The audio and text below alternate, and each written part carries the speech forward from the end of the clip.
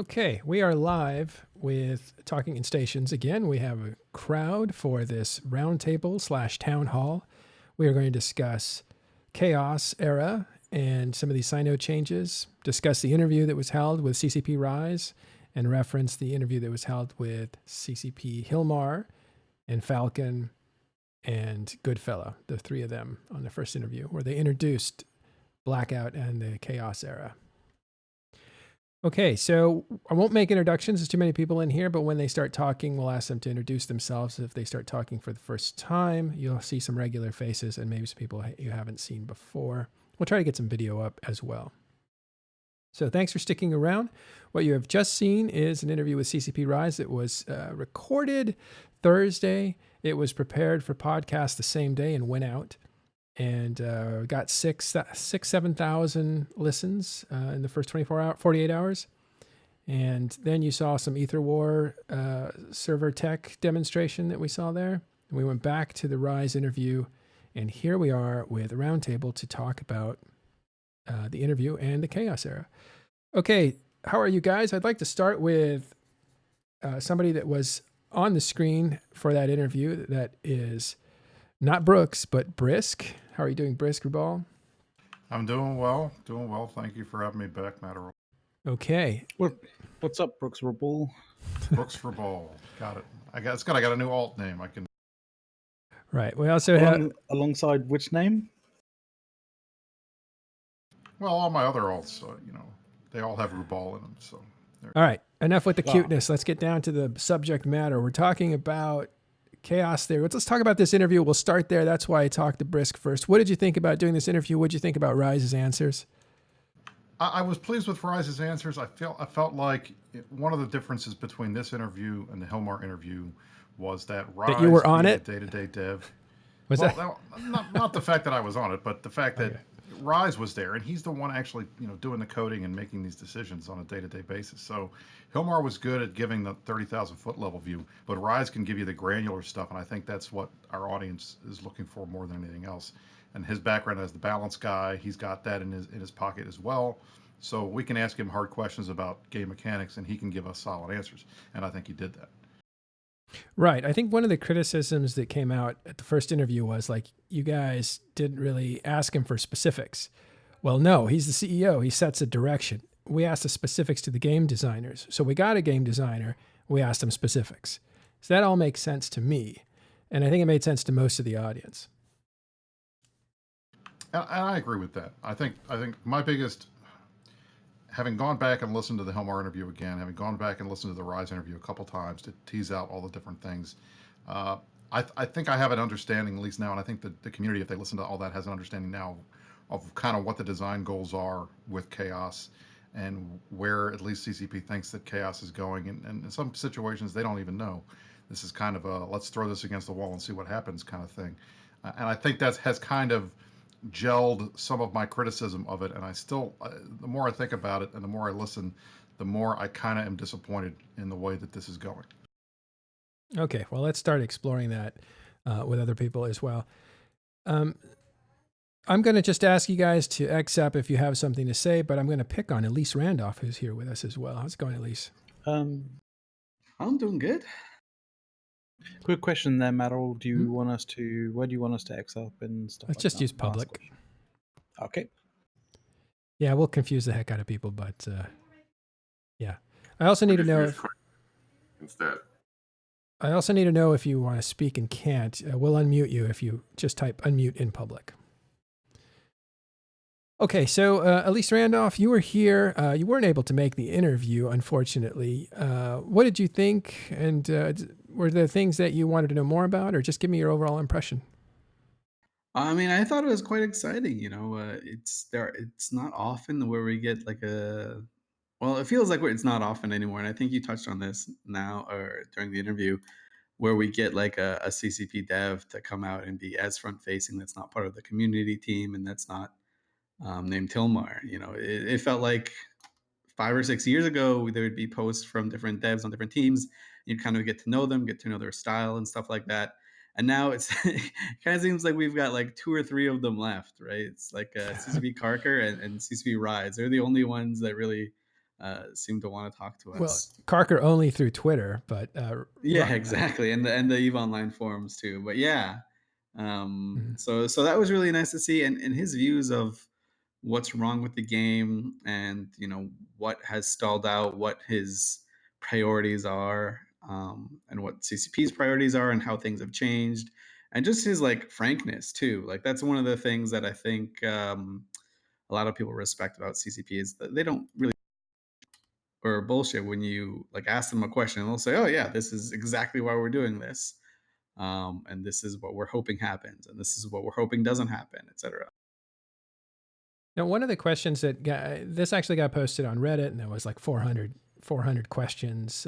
This interview with Rise, and there was a little section that I was looking at that said, "What other company do you know responds to their fans as directly as CCP?" And they were able to find one other company, but not many, and it took them a while. So CCP really does have, I think, has a lot of communication with their fan base.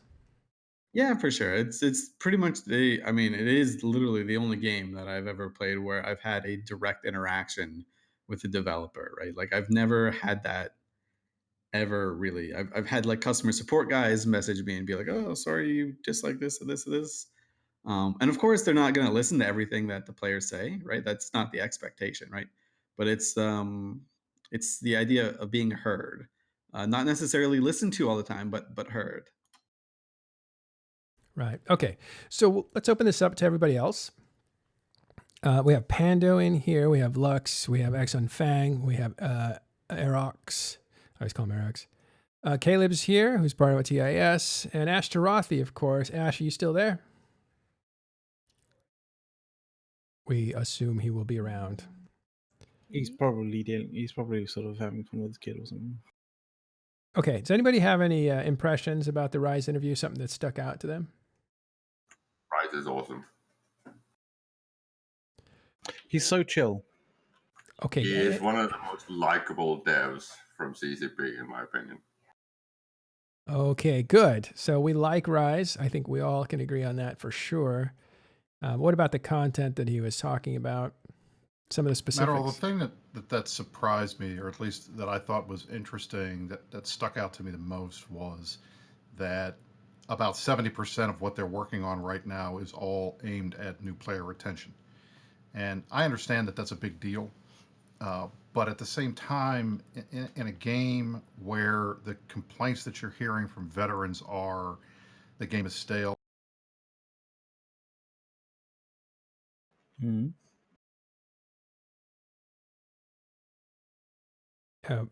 You cut out there, Brusk. Yeah. Sorry. So to cut it, basically cutting out all of the complaints that you normally hear from the veteran players by throwing them a bone with this blackout stuff and with the chaos stuff to try to make them change the existing meta, while focusing all of your development resources on new players. I get really nervous about that because I've seen other games do that, and that's been the start of the death spiral. So I really am worried that they're going to spend too much time trying to create some kind of a way to keep players in the game while missing what really keeps them in the game, which is the community. And veteran players are on the other side are going to get bored and walk away because all of the changes that have been made are designed to impact the way that they play the game and the way they want it to. So that is what I thought stuck out the most to me from what Rise said. Okay, so Pando has something to say. It's okay if you haven't listened to the whole interview. Some people are commenting on the interview without listening to it at all. So go right ahead, Pando. I think the only thought I had was it's quite interesting. Like that's more like a feeling that Hilmar came in saying, "Oh, this all this stuff, like we can all this these big changes," and he kind of surprised everyone. That's what I felt like that Rise was like, "Oh, wait, so we can actually do all this." And then my feeling is that it went a little bit too far with like both the designer changes and the local, and I'm pretty sure they're gonna go back a little bit on it. I hope that's the plan, right? So the complete no local, I only hunt just so in case anyone doesn't know or whatever. But I never rocker mined. I don't plan on rocker mine anytime soon. So all I do is go out and hunt stuff, and it should be in my interest, right? But I can see the activity is very low care wise. So I'm not a fan of complete no local, and the same with the Sino changes. I went that little bit too far. Right? I hope they're looking for the middle ground. Right. We have a small gang PvPer named Adam Deathstroke. Are you here? Yeah, I'm here. What's up, man? Hey, how's it going? Nice to meet you. What do you think about the era of chaos that we're in now? So, wormholer, by the way. So I've been in Waffles, and before that, we were at Digital Dopamine. We did a lot of small gang nano PvP, Triglavian role playing style. And so before chaos, the general consensus with everybody is you jump into a system, you roll into, and the second you're in there, boom, you're reported on 20 different intel channels. So you got basically 1 minute or 2 minutes to basically try and grab what you can as close as you can before everything within 20 jumps is docked up. And that kind of felt like what the meta was at the time. So your best bet was to just rage roll until you get a lucky roll and you land in a system that has whatever it might be that's already undocked in that current system. So that gives you, until you're decloaked to try and nab it. Whereas now you can grow 10, 15, 20 jumps before anyone reports you an intel. So the level of activity we've seen since the chaos introduction has just been incredible. I mean, you go through the Waffles kill board, it's just green, green, green all day long, and plenty of red too. My own accord, I feed a lot, but it's just been content nonstop. We can roll, one roll and have an hour and a half of content easy and log off the night and feel good. As opposed to before, you just never had that. It would be hours of nothing, and then you felt awful afterwards. Have you noticed people coming or going into the game? I've seen a lot of old players coming back into the game. I've seen a lot of players that had different play styles where basically they would just, buy a super and rat all day, and then maybe if there was a big fight, they'd come in. And now they're selling all their supers, they're selling their capitals, they're switching back to the, good old retribution, dictors, nano gang, electronic frigates, and they're just roaming around having a blast. Exxon? So I have a question for you, Adam. Sure.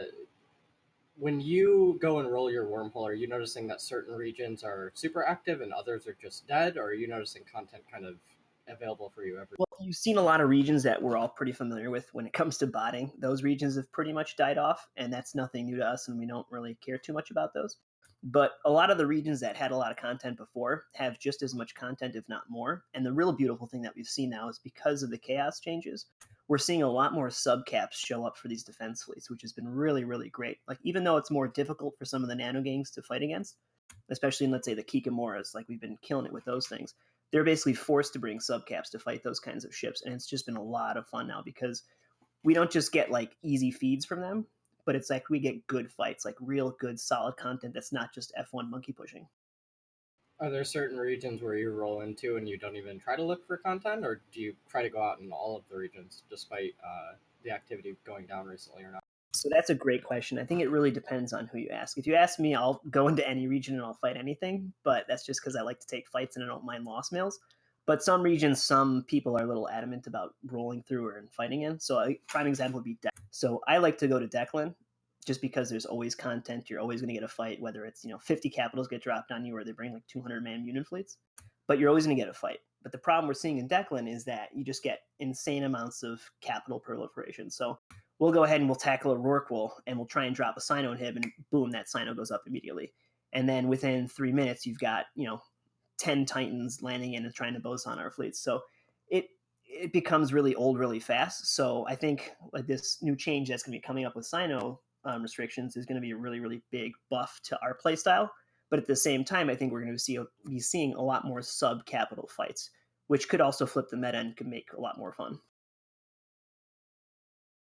So is this a tale of two cities where one is having a resurgence and it's vibrant and there's a lot to do, and then the other one, people are leaving and there's not a lot to do? Like, who can talk from the perspective of seeing people leave? So I've been talking to a lot of people in different alliances, and the guys that leave, they're not saying like, I'm leaving." They just don't show up, right? They're like, "You know what, guys, the game it's too spooky for me. I don't like it. I don't like the direction it's going. I'm not going to complain about it. I'm not going to bitch and moan about it. I don't want to get made fun of. I'm literally just not going to log in. I thought it was interesting in the interview with Rise. He's like, well, we see a lot of interesting upticks in Highsec and Lowsec, and for abyssal space, like it doesn't necessarily correlate with it, but it's like 60% with the down in Nullsec. And that's just, I mean, maybe that is the case. Maybe these guys that I'm talking to are just really hyperbolic, and they just like to make it seem like it's a big thing. But a lot of like the people that get hunted, I guess I should say, they're just after one or two losses, they're like, screw it. There's nothing I can do. I'm gone. And I know this probably is not the case for the Imperium at all, right? Because people in the Imperium are relatively safe still. They've kind of adapted to it quite well. I don't think NCPL is affected by this too much, and I doubt Tappy and Winter Coalition are feeling too much. But it's like the guys that are blue to Winter Coalition, the guys that are blue to certain people. You know, like I think those guys are definitely feeling the burn, and they're feeling it really quietly. Because I've like from the beginning of Blackout, I thought it was the greatest thing. I thought it was such a good way to move the pivot back, or to move the pendulum back into the direction of the hunters instead of the farmers. You know, but I do think if it does stay a little bit longer, you're gonna eventually reach the point where those people that left, they might not come back, or they might not adapt. I just assume naturally that they would adapt by going to a different area of space or doing a different activity, because there are so many different activities that they can do. But some people might just get super frustrated and just leave forever. Well, one of the things that I've noticed, and this is something that I think is important for people to realize, is in the era of skill injectors, a lot of these players have very specific accounts that were designed for specific things. One of my corp mates, who is a huge EVE player, has been around for a long time. He's gone to a bunch of events. He was just at EVE North. He was in Vegas with us last year. He had 9 accounts. He had 5 Rorqual accounts that he used. He's got Titan accounts. He's got subcaps. He's unsubbed everything but the subcaps because he does not trust the ability of our supercap umbrella to be able to protect the Rorquals anymore. There's no way to be sure, and pretty much in all of the hunting areas, you've got hunting groups that have ships that are logged off, ready to go at a moment's notice. As soon as they notice the uptick in mining activity or ratting activity on the in-game map, they are out there descanning, ready to find guys. So he feels like there's no way to protect himself anymore, and as a result, it's kind of limited what he can do. So he's ended up now he just. Oh, you got out there.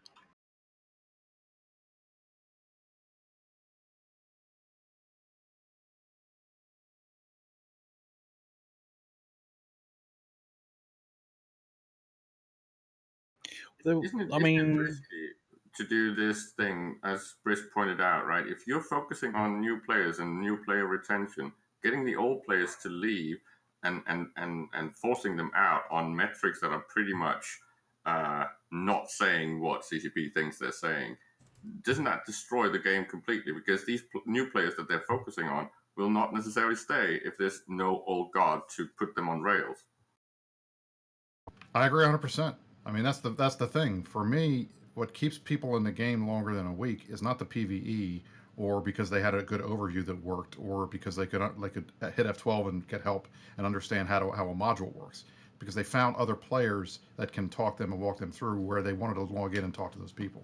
So unless the NP is connecting people with corporations and groups that are like them, I think it's going to be pointless. But at the end, there has to be stuff for them to do. And if there's nothing to do, except for players that are veterans that know what they're doing and want a particular play style, I think that's going to cause problems down the road.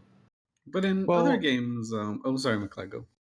I mean, I'm probably going to say exactly what you're going to say, but like, you know, Eve, when it comes to sort of a new player experience, is like so different in comparison to a lot of other games. Like, a lot of other games handhold you a fairly lengthy period of time before you actually like, you know, get basically sort of told, here's the world, go explore.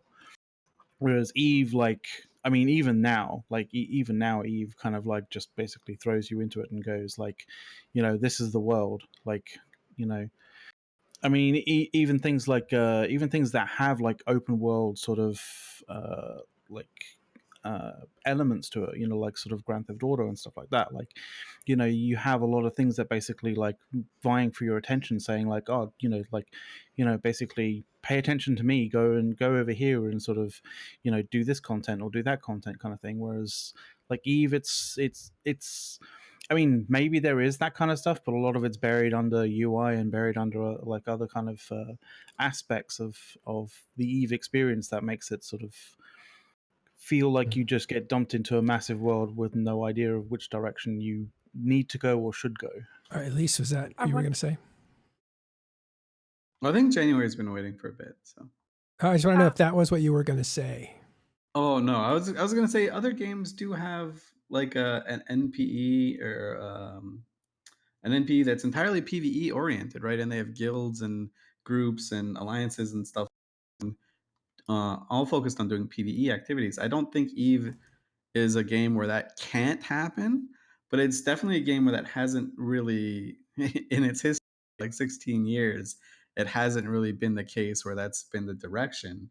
But I do wonder if maybe that's something that could happen, right? Like you have this big ship in the beginning of the game that you and one other new guy go out and tackle, and it's an NPC. Like, who cares? You kill a rattlesnake with like 2 frigates, and then you get that little rush. Then maybe you become friends with that guy and go do stuff with them. I don't know if that's a possibility, but I think it could work, in EVE Online. So I don't think it's going to be a total waste of time or a total wash. It's already happening. Look at Ash taking new players out and doing invasion fleets with them. January? Something I was thinking about ever since the Rise interview is not just how the NPE is presented to new players, but inside, what are the new players? I I don't have a name for it. I call it Fortnite syndrome. Is basically a game has a session. You have a start, a middle, and an end. And it all, in a specific time frame. And Eva always has been about the long haul. The thing when you joined was like, this is a hard game. You don't have anyone holding your hand. It's a wild world out there. You just show up, you'll die, and maybe if you're good enough, you'll make it. And that was kind of the incentive for me when I started was, I want to be good at this, and I know it's hard, and I'm gonna try.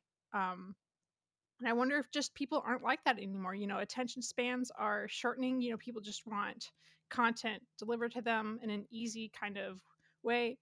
And Eve isn't like that. So I wonder if that's what they're stuck on when designing this new player experience.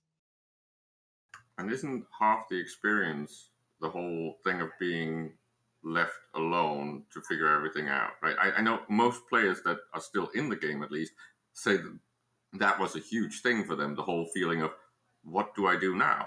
And that's kind of motivating for you to think for yourself. That's the player that Eve selects for. It filters out the players that don't have the patience to take on that struggle. And that's how you get the player base that Eve has. The winners of Eve basically really just get into the game and figure out what works and what doesn't, and are basically in for the long haul. It's more of a job than an actual game. There has been really good satisfying moments for me in the game, but most of the time I'm doing work. I'm moving ships or scouting or traveling through wormhole chains. A lot of it's just you show up, you put in 6 hours to get set up for the good times or the big fleets, and then that's it. You have to wait for that when it comes around. I do think though that it's really easy to get lost around like your sphere of influence. There are tons of people, and this is actually I learned the hard. Well, I learned while going to like Eve events, which if no one's gone, I would highly suggest going. They're really fun, and you get to meet a whole different host of people, and even your friends, you get to see them in their face. But apart from that, like there are just these huge swaths of players that play a completely different version of Eve Online than me. Right? They log in and they don't look for people to kill or to hunt. They just look for stuff to explore. they go in space, maybe they'll go mining, maybe they'll unironically missions, and try and grind standings. Like there's like this one Discord channel that I'm in that has almost 2,000 people, or not 2,000, almost 1,400 people in it, and all they do is they compare like their security status for different NPC corps. Like that's it. They've got like these little Discord bots that'll show off their NPC. Like they try and get +10 to like different corps. Like these Wow. people are strange, and that's just how they play Eve. I was doing that today. It's actually quite fun. Yeah, see, like that, it's not made up. Like I'm not definitely not making this up. So it's there are like a whole bunch of different Eve Online players that are different to a lot of us, and the most people that like that listen to talking stations or even come on to a topic like this, we're all very similar in what we do, right? We're either people that are enablers for fleet PvP or do small gang PvP or do we interact with each other in a certain way. But back to the NPE thing, I think what frustrates me with what they're doing is I feel like they're chasing this silver bullet that doesn't exist. And as much as we can say, well, the NPE doesn't do a good job of doing this, it doesn't do a good job of doing that, that's absolutely true. But there are hundreds of thousands of us who have played this game for a long time that went through no NPE at all, got thrown into a station and said, hey, guy, figure it out. And we're still here. So I feel like they're trying to chase something, and maybe they're assuming that there's some generational thing between old types of players and new types of players, where the new expectations are stuff's going to get spoon fed to you.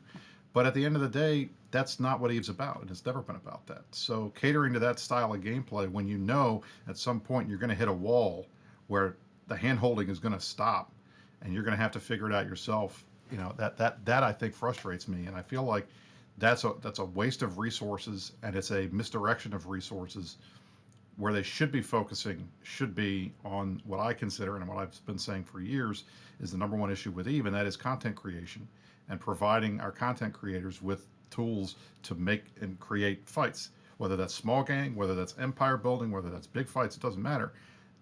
There's not as much to do. It doesn't feel like there's as much to do now, and we haven't had these big wars in a while, and that's what I think is frustrating. It's great to get these guys on board, but if they're not doing anything, they're not going to stick around. Well, let's actually explore that a second. This is one of the first questions I wanted to put out there to this group.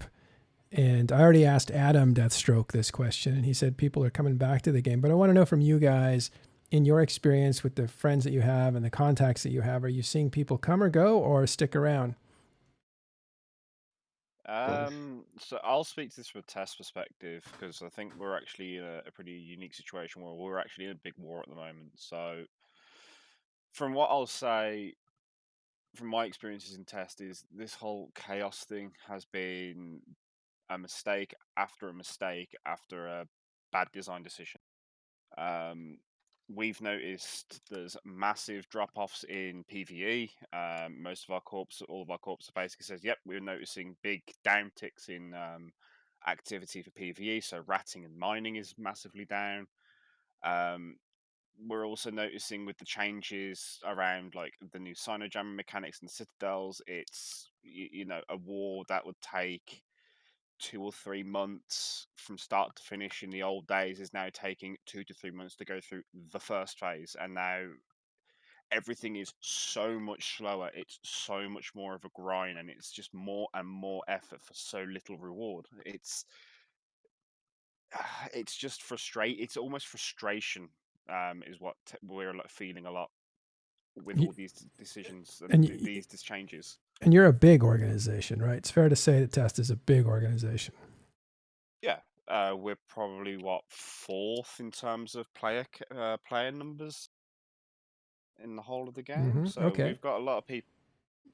So it is taxing the big organizations.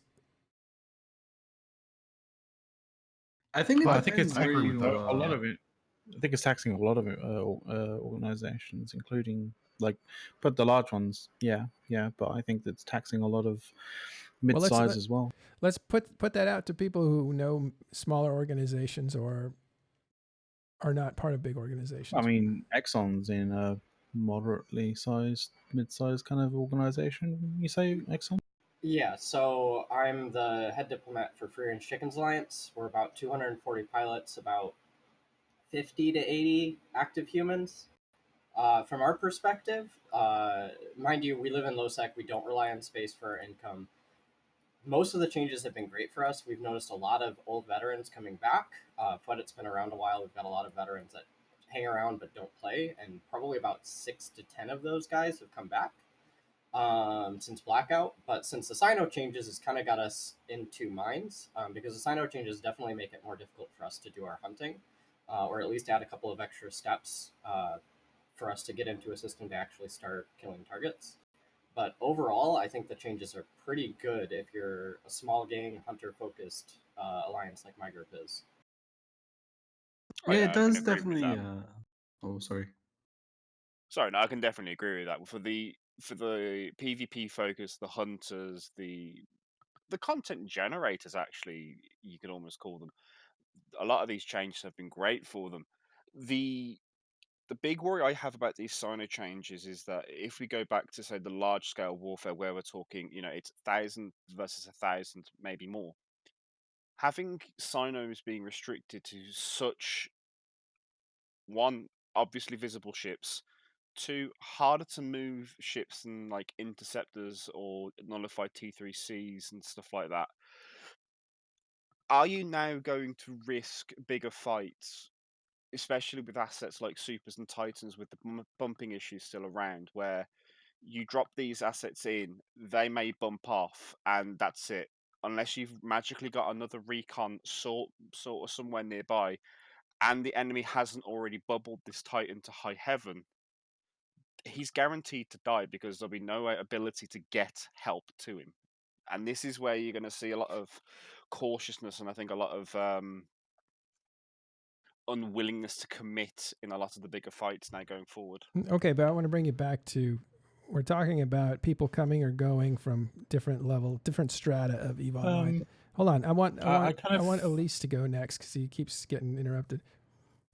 Oh, I was just gonna say, a lot like Adam, I'm seeing a lot of people coming back towards like the more medium-sized, or I guess smaller slash medium-sized groups are getting a resurgence of players. I mean, obviously, a lot of them are hunters and stuff like that, but not all of them, right? Some of them are also people that are saying, okay, well, now's my time. I can, get in here with some old friends and make a name for myself, or do something small. They're not going out into nullsec, planting a flag and trying to conquer space. Though, some people in Tribute are doing that, and those guys are all small gangs. We actually had them on a few weeks ago, and they were chatting about how basically all the people that they used to play with are playing again. They had left some of the bigger groups once these guys got momentum, and they're taking space in Tribute, and they're just fighting each other. And I thought the interesting takeaway from that whole conversation with them is they're not really utilizing the space. They're veterans with a bunch of money and a lot of resources that don't need to make ISK, or at least they don't need to make ISK in nullsec. They do use the moons, but that's about it. And they're just kind of blowing through their caches. And I kind of asked, hey, what's going to happen when you're done with your cache and stuff? And they're like, oh, we don't know. We're kind of rich, so we don't care. But that's the kind of feel I get from a lot of people, like on my Steam friends list and people in Discord servers I'm with.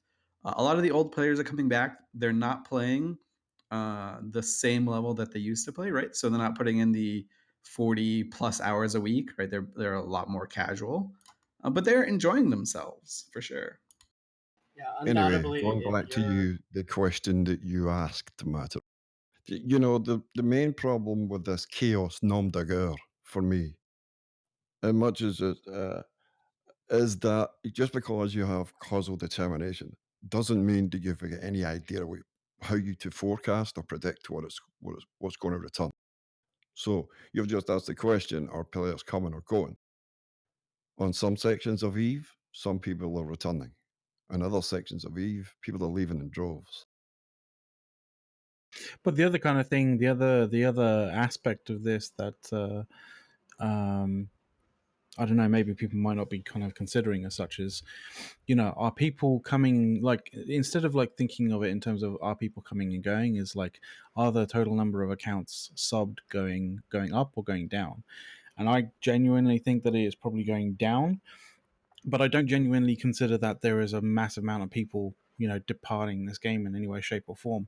I just think that there's a lot of people who have a lot of very particularly trained alt accounts to do various different things that they've been doing in Nullsec for quite some time.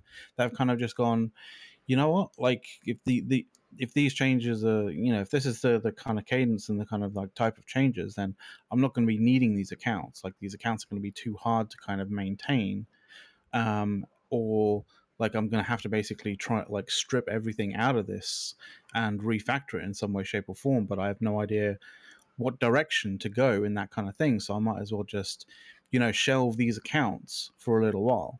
The person who owns that account, may not be actually going anywhere. They may be staying in Eve, but they'll probably be like reducing the number of counts that they have active at any one particular time. Well, okay. We don't know. Counter that argument. Hold on a minute, Matter. Sure, go Just ahead. to counter that argument, I mean, I don't necessarily hold one point of hold one side of the. But to counter that argument, there have been a number of articles written recently in various gaming medias that suggest that those numbers are down by 10 to 12%, depending on which article you read. And some it's 10, and others it's 12. So that would suggest that it's not a flat line.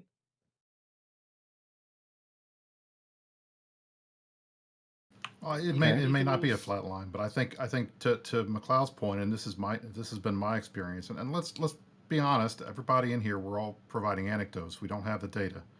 No. We're just providing anecdotes, but at least anecdotally, I've seen a lot of my guys who had multiple accounts are not subbing all the accounts that they used to because they don't have a use for them. And I think that's bad in general because it's reducing the number of targets in space for folks to go out and hunt, but it's also reducing their activity. Yes, they're still logging in, but they're not logging in every day. They're not putting in 6 hours a day. They're putting in 1 or 2 or 3 a week, and they can go in on a fleet and have fun, and that's one thing, but it's not the same kind of experience that they had before, and it's kind of reduced their relationship with the game. But I think in the end, I see some of the comments in the channel talking about how Chaos Era is great. Everything even needs to be harder. I don't think any of us disagree that we want the game to be hard and that we want to change the risk reward balance so that there's more risk, but there's also more reward because that makes it fun. But so far, everything that I have seen, with the possible exception of the Blackout, the drifters, and now the Sino changes and the rest, it hasn't made Eve harder. It's just made it more inconvenient, and that's not fun. That's not adding a layer of fun. And frankly, at least in terms of the Sino changes for the big fleet battles and trying to defend a keep star or online a keep star or create a big fight where you get a bunch of caps on grid, just all the layers of the change to Sino. And there's a little bit of a problem with all these additions, right? When you're talking about changes that we've had over the last 6 to 8 years that have been named quality of life things, that has actually made things need these changes, right? Whether you're talking about tractoring your loot or getting free intel or being able to scoop cargo in space, all of these features that some argued was quality of life. Same with removing asymmetric distribution, the whole thing of being self-sufficient, right? All these things were argued as quality of life, which can be defended. It's just that it removed all these skin in the game aspects. So now they have to start adding these other things to reduce quality of life, and it's just dumb. I think one of the so we don't, as Brisk is saying, we have kind of no data points to really go for. It's all anecdotes, all like people we know or people we talk to, Yeah. and a lot of the people that I've been like talking to are like alliance leaders and corp leaders, and they're the ones telling me that the guys are leaving are just leaving quietly. But if you look at Zkill, which is something I look at every once in a while, I kind of look at the long scope of things. You can kind of see like the top corporations and the top alliances in the last week, compare them to like the last 90 days, and compare them to all time. Though comparing them all time is pretty much useless, but it's kind of fun to look from week to week and compare where certain groups are to where their like 90-day rolling average is, right? And you get to see a little bit of a picture in terms of PvP, at least. The groups that are kind of thriving a little bit more, doing a little bit better. I think probably one of the better examples of this week, it's the Tuskers, right? So they're kind of cracking the top 20 again when they were in like the low 30s before. We've got Hard Knock Citizens, which kind of every once in a while they spike up a little bit with their roaming type things. Volta kind of go up there quite a bit. So you can just look at those from week to week, and obviously it's not even that great of an indicator because sometimes maybe one of them gets on like a super kill or something. But when you look at Volta's been on fire lately. Like they've just exploded all over. Every time I look around, I see like their whole gang of like trig ships on a capital kill or something. Sorry for interrupting. Oh yeah, No, no, that's but true. that's the type of thing that I mean we're talking about. These guys seem to be the big winners, and a lot of the it seems a lot of the people are going into that style of gameplay. What I Uh, was going to say to you there about that stuff, Elise, was yeah, you're right. We don't have many data points, but we do have one. And the only one that's available to players is the player count. But the problem with that data is that we don't know what the demographic of that data is, so we can't be accurate, right? However, something was interesting in Rise's comments when he was talking about jump gates and stuff and the amounts of jumps that happen through gates, and he was noticing that there was a tail off in there. So that suggests that in certain areas of space there is a very definite tail off that he noticed. yeah, I have no doubts, right, that there are a lot of people quietly leaving. I don't know where they're going. I assume a lot of them are going to maybe just taking a break or they're just changing their game style, right? But I think we're about to get to the point where the people that have left are going to look around to their left and to their right and they're going to say, "Oh, my friend or someone that I've been doing this before is now going back out in space and making the money where I'm not making money. What am I going to do to compensate? Am I just going to give up? Am I going to join them? Like maybe some guy from Ranger Regiment or something goes in and joins Goon Swarm's time zone similar group, and he's just fine, right? Because goons have it, or the Imperium have adapted quite well. So maybe that's what happens. Maybe they start to coalesce in some larger groups. But who knows how that's going to work after the Sino change, which is an interesting change to make. I saw something pretty interesting last week. One guy was offering up basically his entire wealth.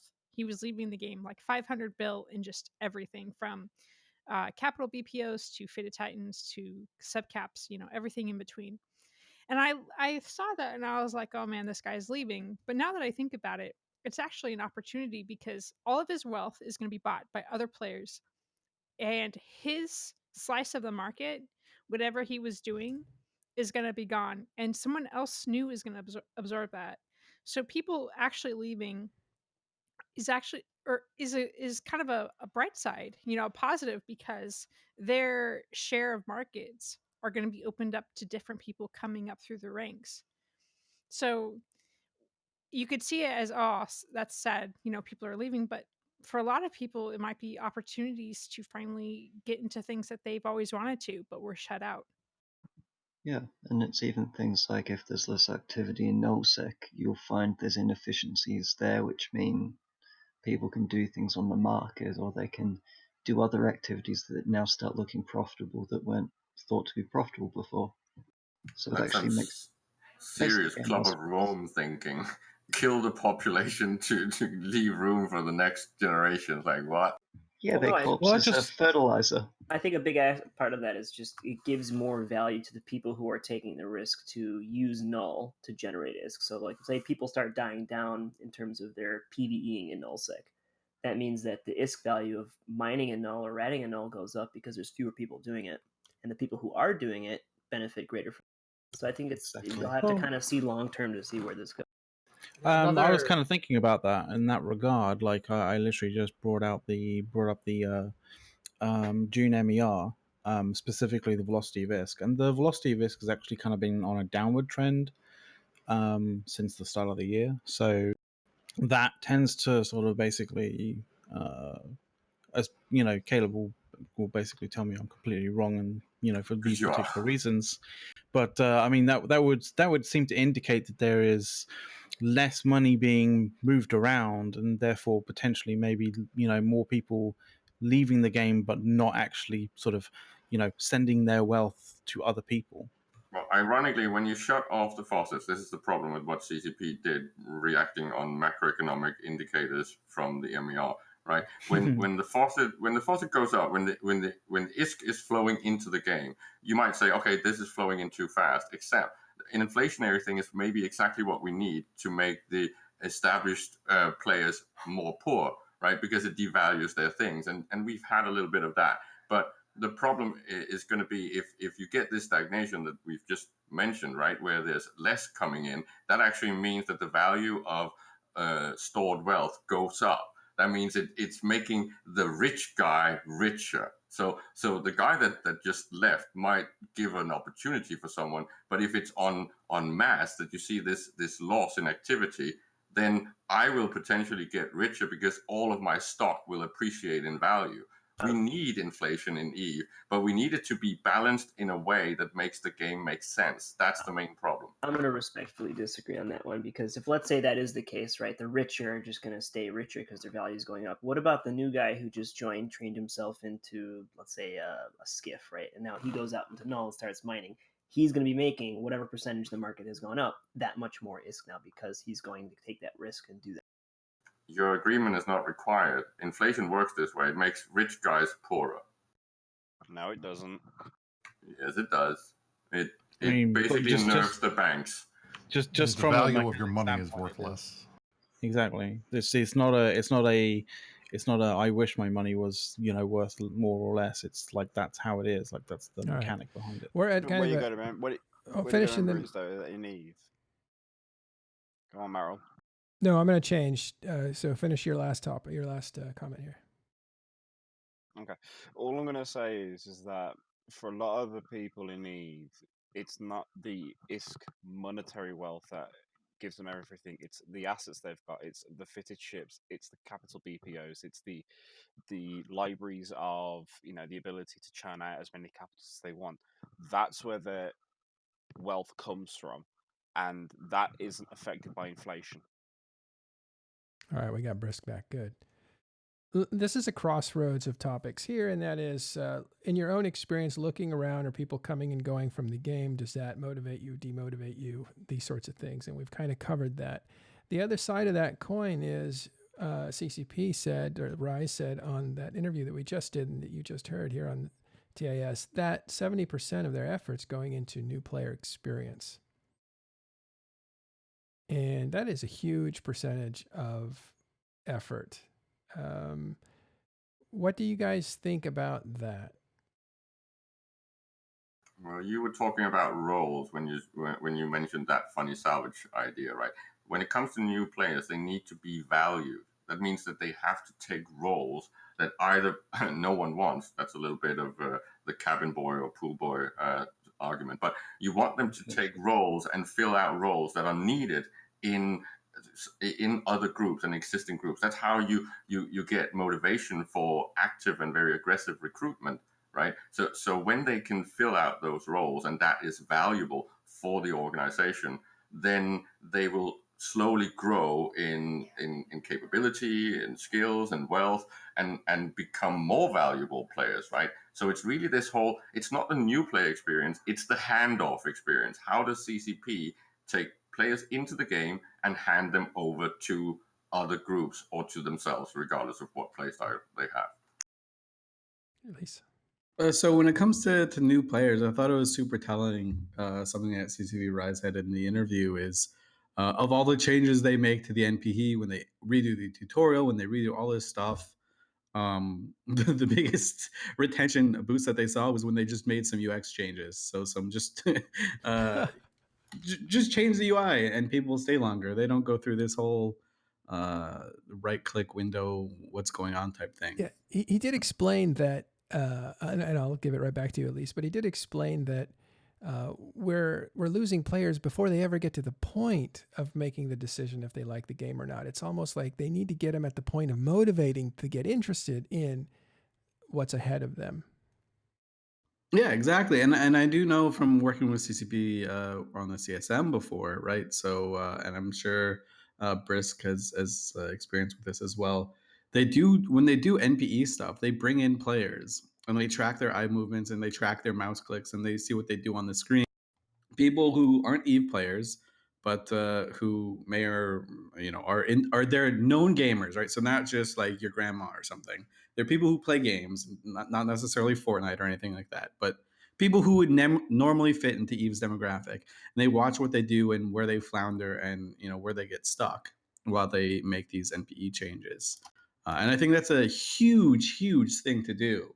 I also think the community fitting thing, and this is just a prediction, I think that's going to be massive in terms of getting people to stay. And the one point I wanted to talk about the first when we started this whole thing is it's really weird to see like to kind of predict what's going to make a new player stick around. The last time I saw a bunch of new players stick around is when they rebalanced frigates and made them a little bit, not a little bit, but actually useful, right? So it went from 3 frigates being good to more or less the entire line of frigates has some role that it can play. And that gave rise to groups like Brave Newbies. And even before that, like people like these bigger groups were like, hey, I want new players now because I can see the value in them. And that's why you have groups like Pandemic Horde that are existing now. So there are changes you can make to the NPE that actually benefits the entire Eve population, right? So it's not just, oh, we're spending this 70% of our time to work only on the new player. It can actually benefit if you do it right. Everyone, right? It can benefit us, veteran players that haven't played in a long time. Like, what if they just rebalance all the frigates or rebalance cruisers to be a little bit more useful and shake up the meta that way? Like that could be huge. But to Matterall's point, the biggest issue is to get them to stay for the first like hour, right? Yeah, I And think that, the CCP is missing a huge opportunity in the new player experience to really put a spotlight on the corporations that are making a difference with the new player experience. Like I remember when Brave Newbies started, I was lucky enough to get in on that like right at the get go, and everyone was brand new. And these players, at least that I flew with at the start, are still veteran players to this day because they had someone to hold their hand and fly with them and create a social experience right from the get go. And I think that's really important. and we've talked about that with them as well. And I think Elisa's point and Adam's point are they're both valid. The handoff is, and Caleb brought this up too. The handoff is the issue is finding a way to do the handoff in such a way that it doesn't seem like CCP is putting their thumb on the scale of which groups that they are supporting by funneling new players to them. So if you got a system where at the end of the NPE, oh well, we hand this person off to Horde, or we hand this person off to Karma Fleet, or we hand this person off to Brave, that could cause potential problems. But in the end, to Elisa's point about how fixing the ship classes can somehow help bring the players back in, I agree with that.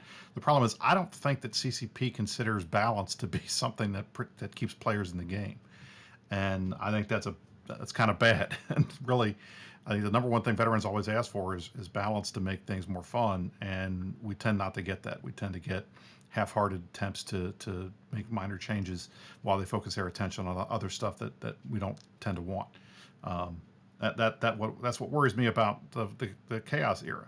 All I see here are really easy to do, low budget changes that really shake up a meta and create inconvenience, but at the expense of veteran players.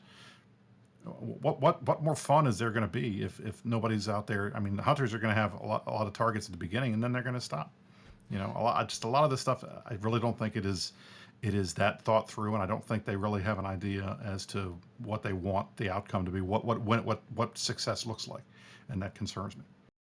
And just a short goonsplaining thing. I don't understand why CCP is acting in a way that almost looks as if they don't like the Empire Builders, right? It feels as if they're blaming them for taking advantage of bad game design. I just find it a little bit offensive because empire building is supposed to be the end stuff. I right? think they take it that way, migrate. but that's not anywhere near what CCP is saying they want to do. They're attacking a different problem. If the problem happens to be on your front lawn, then you say, oh yeah, they're attacking my house. But no, they're attacking a problem that's in your front lawn. And that is the the money making capability of the current meta is too strong. And if it happens to fall into your lawn, yeah, you're going to think that they're attacking you, but they're really attacking that problem.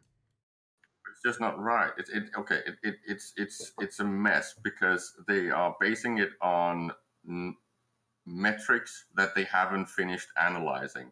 The actual numbers, if you go in and look at things like per capita, it's not that bad. Null is maybe bad because they have a huge share, but fundamentally they are also the ones using it. So when you talk about things like accretion, Null is not the problem.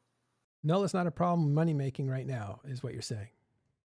I'm saying per capita, not necessarily, because they actually spend it and they blow it up and they risk it. So they're really not the main problem. The main problem is that there's not enough incentive to fight.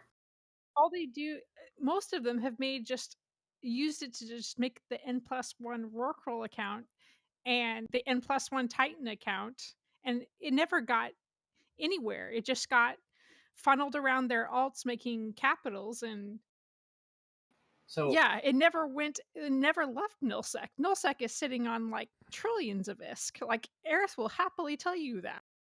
So One for person my has trillions of ISK. Try from quadrillions.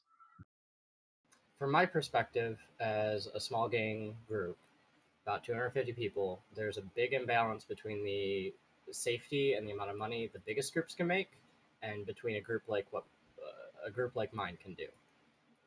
Making ISK in Nullsec or even in Lowsec, if you're under 300 people, is way more difficult now than it ever has been, at least in the 3 years I've been playing. And it's only up until recently gotten easier and easier for the biggest groups. That's from my perspective, though. And you were Rye said it himself. I mean, Rye said it himself in the interview that they think that they've got the faucet problem resolved, and that in a month or two they're going to have to start looking at opening up the faucets because they don't have enough ISK entering the game again. So that tells me that the amount of ratting and mining in Nullsec has been hit pretty hard by the accumulated changes since the spring. Exxon, you were in Goon Swarm, weren't you? I was in it. Sorry, you were in it. Okay. But you were an FC for the Imperium. I FC'd and was in its head diplomat for 7 months or so. Got it. Okay. So yeah, that's what I seem to be. I have to say that the chaos is not really in the game. Like I haven't seen the chaos in the game. I've seen it in the meta though, and that's what I watch a lot of. And I've seen just a frenetic amount of, at least, and I'm just using the Imperium as an example because they're the ones that are they have the most media presence that I know of. But it feels like they're saying, this is really good for us. In fact, Arenda said that. It's like CCP just keeps making stuff that's so goddamn good for Delve, which is the Imperium and Goonswarm. And at the same time, I hear from Imperium guys in this channel constantly about how miserable these changes are because they're losing their friends who are going away to play other things or leaving the game. And I can't reconcile those two things. Is it good for you or is it bad for you as an organization? And then they keep saying the little guy is the one getting squashed. And what I'm hearing and what you've heard is the little guy's having a great time. I think a lot of it is depending on what you're doing, right? So generally, the little guys are more hunter oriented than farming oriented in Eve, at least. And so those guys, the guys doing the hunting, are loving it because they can now go on and get more stuff. But the Imperium is so large that there's like just a variety of voices that they hear.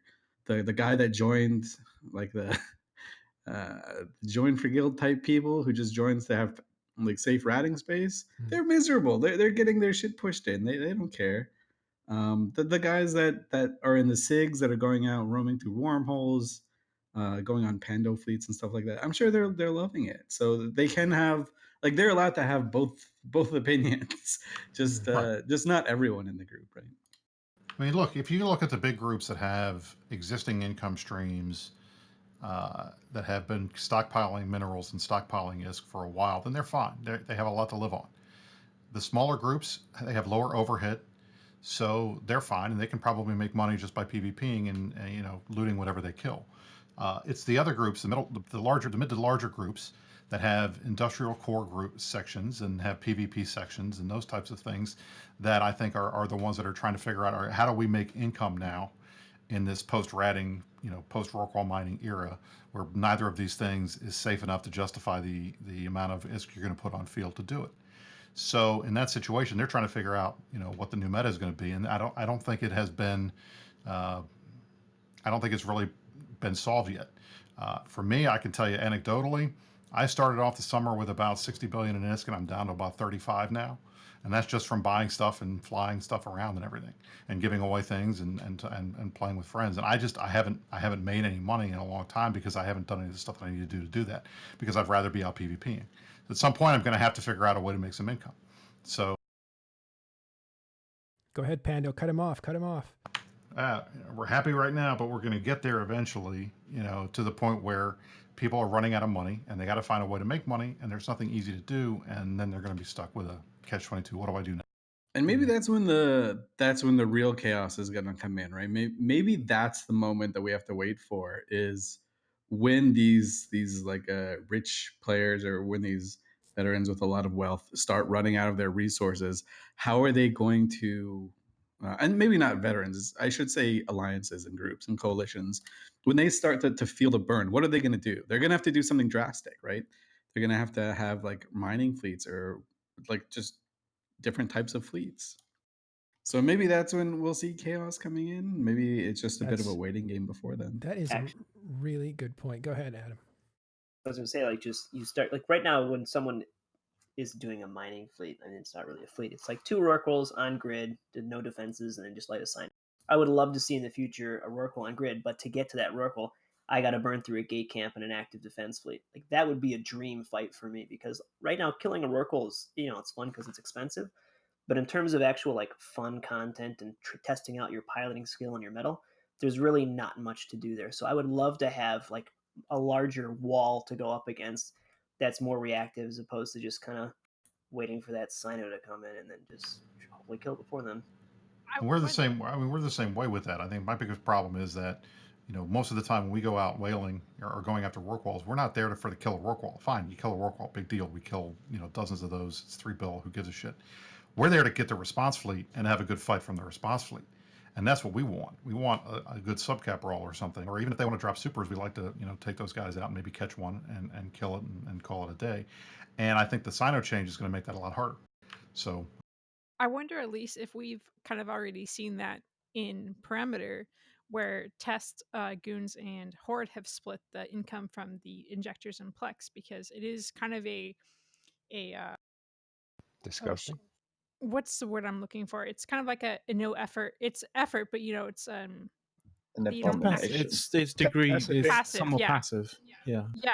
So we've seen that, and then we've also seen like Volta come in and try to disrupt that. So people have discovered that there was like a shit ton of money to make by taxing injectors and Plex, and they've kind of like got their hands in the market on that.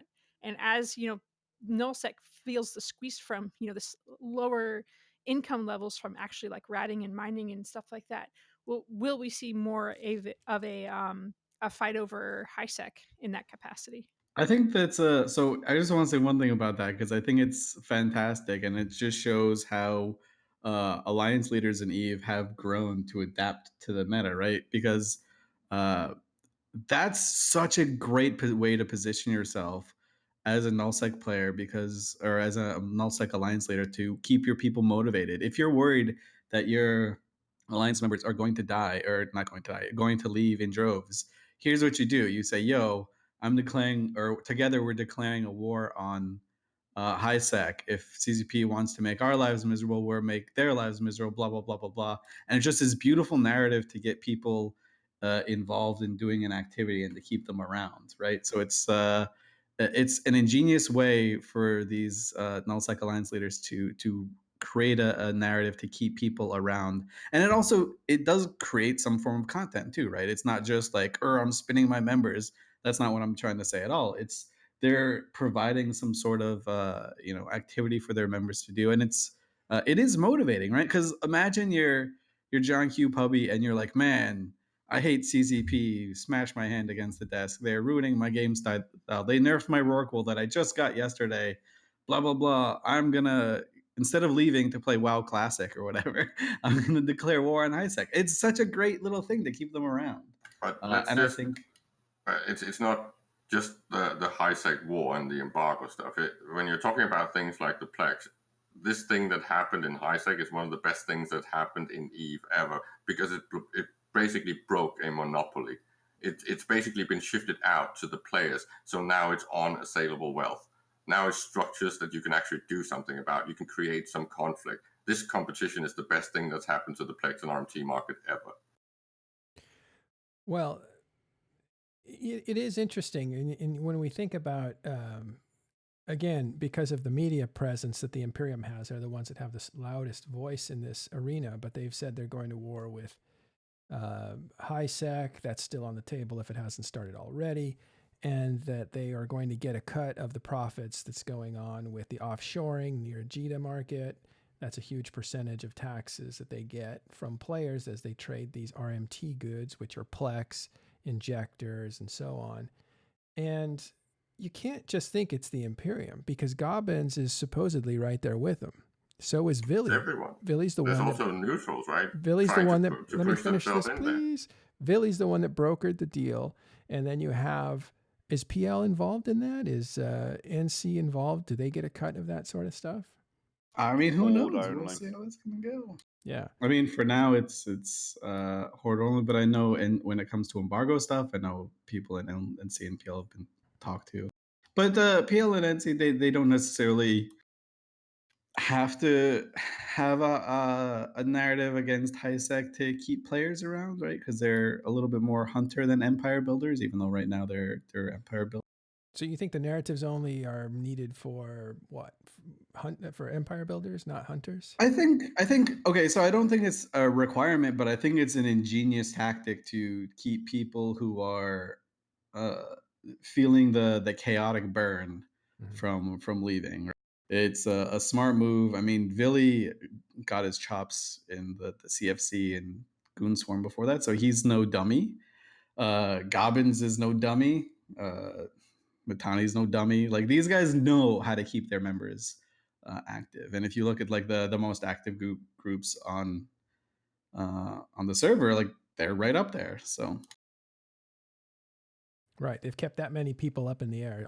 And I mean that as a dish. You know how they throw dishes in the air and you keep them all spinning and up on the air. Okay. And so hunters are motivated in their own right because they're doing the thing they want to do. yeah, I think it would be easy.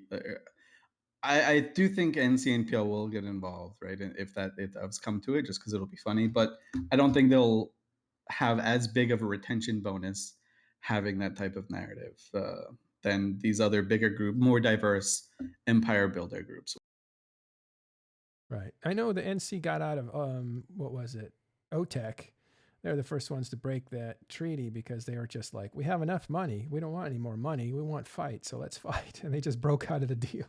Yeah, they wanted to just shoot moons and tribute more than make money from it. So I mean, that's like that, but that's what I'm talking about, right? You don't need that type of agreement if you're one of the hunter groups out there who don't necessarily put a priority on empire building. Right. Oh, that's interesting. So you do need to basically motivate mass groups that are doing a diverse amount of things. And that's a lot harder to do than it is to motivate guys that all want to do the same thing, which is get out there and shoot stuff. It is supremely difficult in EVE Online to motivate people to stay on and play EVE Online in a Nullsec group. I think it's the hardest thing you can do in the game. And you know, the people that are doing it at a high level have been doing it more or less since the game started. If you look at the oldest players in the game that have remained active, and you look at the alliance leaders that kept their big alliances active, those are the same names. Lilla Yeah, I would agree with that. Oh, go ahead, Eric. It's not difficult to maintain a guerrilla group in comparison to a large nullsec block. Guerrilla groups don't have to, you know, they can if they want, but they generally don't have to play every single day. I was looking at Little Power here in chat, and he says, and that is why they have fallen so dead. And I don't know exactly what he meant by that, but it did kind of bring up, is that part of the stagnation, that leadership can't figure out the right narratives to get people motivated to go and fight? The last big narrative we saw was the Tribute War, where the Imperium went from the south up to the north with just about everybody in their group and destroyed the north infrastructure. Or actually, PL and NC basically abandoned it without much of a fight, and it all got destroyed. And Yeah, But you're what's the talking purpose? about What's the purpose of the fight? If you have a narrative that you need to sell to your members, you need a purpose, right? yeah, Elise was going to characterize it though, maybe in a better way than I did. Oh no, I was just gonna say like it's super tricky, right? The way the meta is right now, there is no real need to fight, right? So the best move is to the winning move is to not play, which is something that's very a meme that kind of goes on for EVE Online for quite a bit. But is that And of part course, of? you're also fighting against the burnout for your logistics people, right? Constantly fighting against, which is why I found Helmar's statement in the Blackout interview that you've got on the screen at the moment rather surprising, Matterall, when he mentioned that he wants people on stress medicine. Do you not know your own fucking game, dude? There's already people on stress medicine playing your game. Yeah. That just It's the way he said it. irresponsible talk doing that. He wants to give these players PTSD by the sound. Yeah, I think the point he's making is he wants that what they call the what is it, the rush, right? He wants that rush to happen more often for more players. He wants them to be disrupted so that they get shaken loose because they're essentially too safe and they're too content, essentially. Well, so far, all of these changes have been, for the most part, on Nullsec. Are we going to see some changes to Highsec? Are we going to see some changes to scare things up in wormholes? Well, it's like, I'd be interested to see what ideas they have to disrupt those areas as well, because it seems like right now, disproportionate stuff is hitting the Nullsec. Right. Well, that's where the advanced players are, so we think, right? That's one thing that actually got turned on its head maybe 5 years ago when new players could get right into Nullsec. Before that, it used to be something you worked your way into. You could do it fast in a few weeks or a few months, but you didn't jump into it day one. People didn't want you around. They'd have to take the time to explain things to you, so you were a liability. But as Elise pointed out, when they reconfigured T1 ships that were cheap and you could make a bunch of them at the same time, then you could fit new players into those ships really quickly. And then you could just basically say, here's your ship, we'll give it to you. Don't bother trying to make it. And all you need to do is this one thing. Then you can incorporate those kinds of players that were really new to the game into all the way into deep Nullsec. But if they're hitting the advanced players, that's where the advanced players are going to be, most of them, I would think. But I think also it's a balance. If you put pressure on Nullsec, you force some players to say, I can't hack this. I'm going to low sec.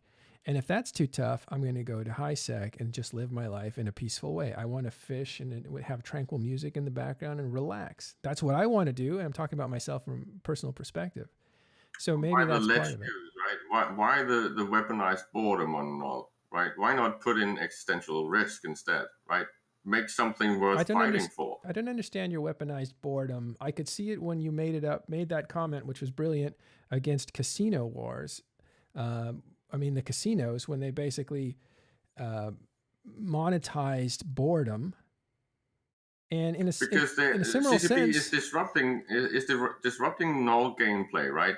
They're not allowed to play. Dock up, hide, don't actually work. Don't fight, don't work. That's the problem. There's nothing to fight for. Elise just pretty much said that. There's nothing to really fight for. So the winning condition is dock up and don't give fight. To be super clear, I've played, and I know you've played since basically the beginning too. The very beginning of EVE Online, the very, very first wars, the concept of blue balls was created, right? The idea is I will make the morale of my enemy go lower because I will bore them out. I will make fighting me is so incredibly boring that they just can't stand it. And the risk to that is you have to keep your members from not becoming bored at the same time.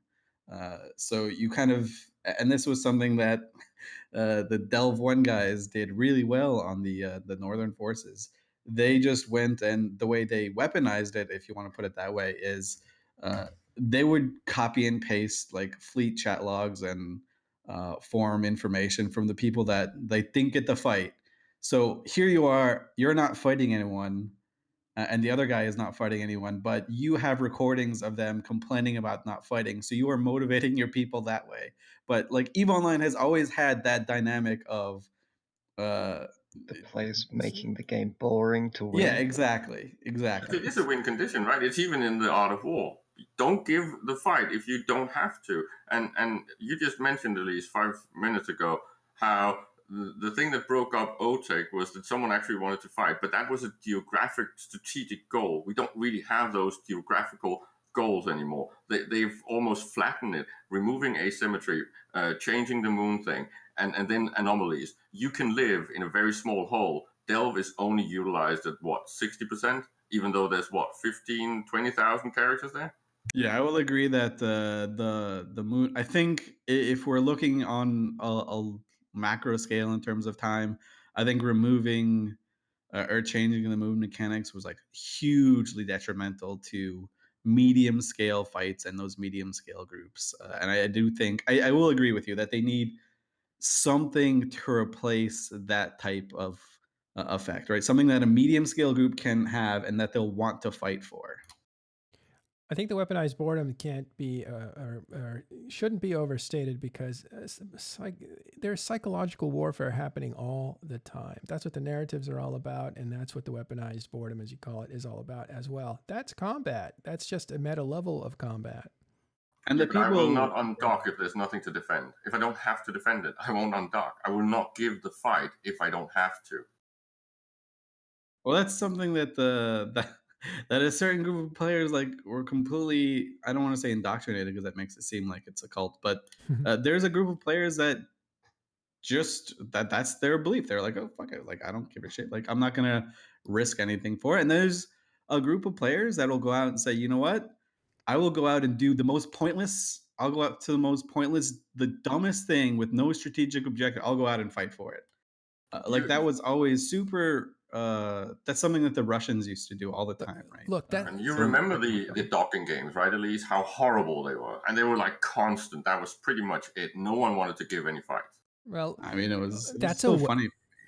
Sorry, that's a weapon that you used against me. Let's say it's you and me, right? You dock up and you say, fuck off. You don't have to, I'm not going to give you a fight. You're going to be bored. And I'm thinking, I can't get a fight out of this guy. Well, I got to do something silly to keep my guys entertained. That's psychological warfare. By not fighting, that's a weapon, sure. But so is narratives to keep my guys interested in sticking around. Because you're trying to make it so my guys want to go and play something else, and I'm trying to keep my guys around. That's warfare. But what if you could burn my farm or my garden or cut down my tree, right? Then I might actually come out and fight you. Or your oil derricks that you need to fuel your ships. Yep. I mean, that's the thing. Caleb's absolutely right. I mean, look what just happened in the north. We talked about it earlier, but I mean, Imperium goes up north, Glass's tribute, NC Dot and PanFam basically do a small delaying actions, but they don't fight. They don't really. There was not a single big Keepstar battle up there. There wasn't a single big super versus super fight, and we killed a bunch of Keepstars largely uncontested. That's how little these things matter in the. Okay, They don't even care about their houses anymore because Right, it's straw so- houses. You can just build a new one already replaced. People Right. used So to the fight whole tooth thing and is nail there over is noon. nothing in the game anymore that people say you absolutely must 100% fight over. And that's why I think a lot of the content is drooping because we don't have a reason to fight. Nobody wants to take space. Nobody cares about structures. So why fight? What's the benefit? It's also unmuted some the people. effort of fighting now is so skewed to the defender that they get so many advantages with like the cynojammers and the jump bridges and the way soft warfare works. It's disproportionately the amount of effort the attacker has to put in to get anywhere, and that's where a lot of the desire to go to war is gone. And it's a weird philosophy, right? Because instead of making it cheaper for the what you would call crabbing gear, right? So things like industrial ships, right? Mining ships, fracking structures, all these things that should be cheap to put up, but very easy to destroy and disrupt, because that destroys income revenue, right? You stop people being able to feed their population, right? These things should be easy to replace, but also easy to kill, because then you get this whole vandal thing where people can actually go in and at least annoy bigger entities, not necessarily damage them, but annoy. And if that gets to 1,000 needles, then you actually have a failure, right? Point of failure. You can get these things to fall apart. Okay, I've unmuted some people. If you were muted before, sorry about that. I'm doing that every once in a while. We have Elo Knight in here.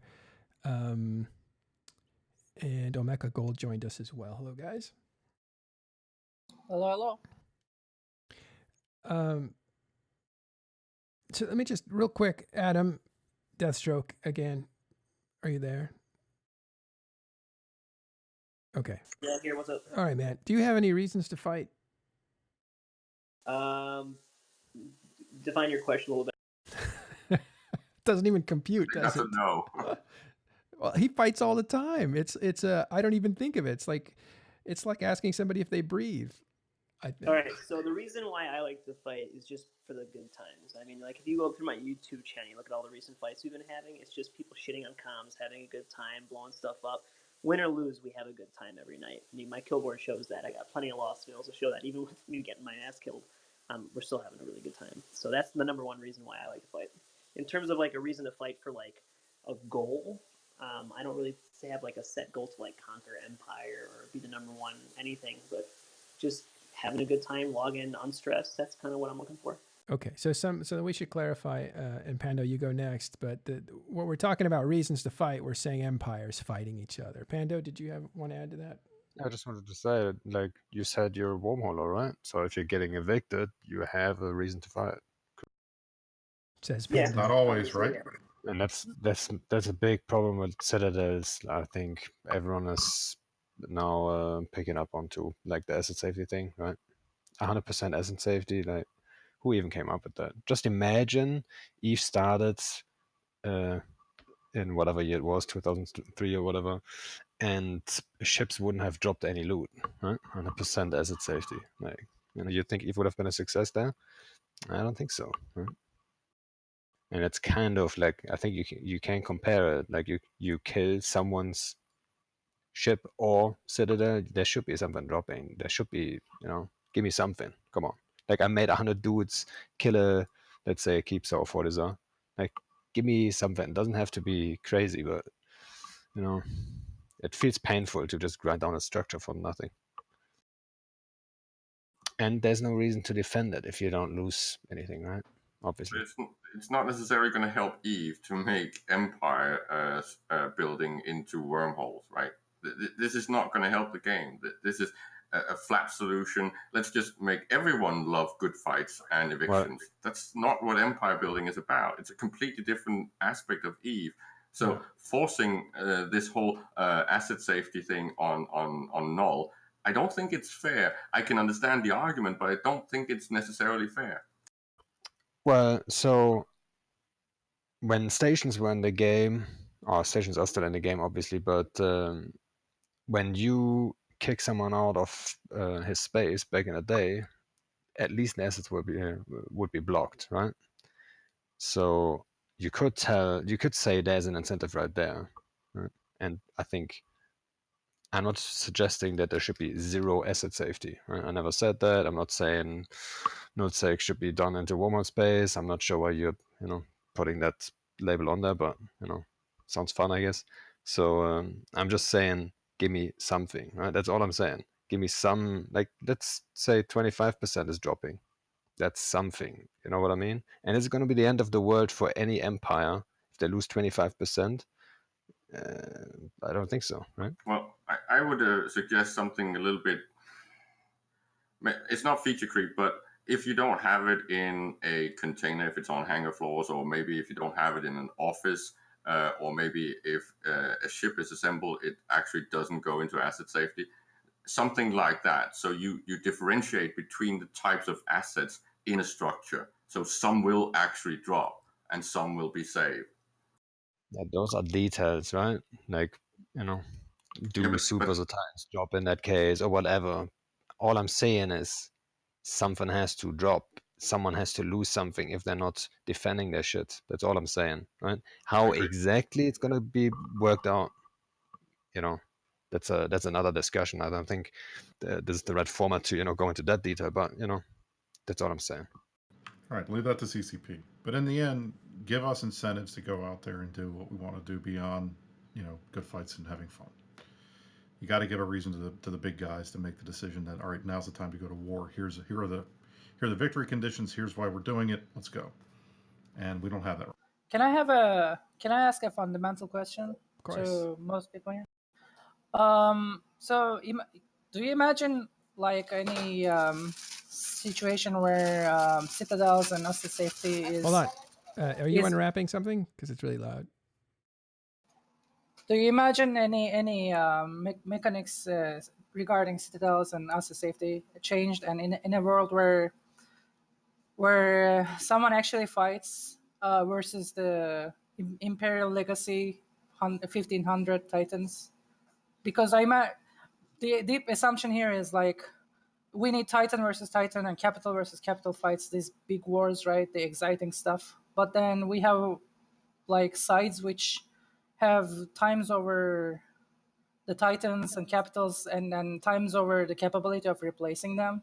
So do you imagine any where, imagine like citadels are now less friendly to defenders and there is more motivation to go and attack people? Would that fix that situation? So the way I understood this now is like, so you're saying if you would remove some asset safety, let's say we go with 25% or 50%, whatever it is, then the big blob that's Imperial Legacy would have the advantage and would just steamroll people, and that would be bad for the game, right? Here is my hypothesis. I think you're right that citadels are too defender friendly, and I argue that there needs to be different changes regarding asset safety. But my hypothesis is like basically whoever has the most roll call multiboxers is winning right now and is gonna win. And it's not, there is a limited amount of people who want to go into that gameplay, and it's entirely possible that the Imperial Legacy has now recruited them all. So if that's So the case, or recruiting the most, so if that's the case, unless you break that kind of unevenness, and when I say this, people are like, all mecha is anti-gun, want to split our empire, but it's not about that. It's about we just have that limited amount of real people who play that gameplay, which wins capital versus capital warfare. So if that's the case, and they're all huddled in one or two alliances, then how are we going to fix this with changes to citadels?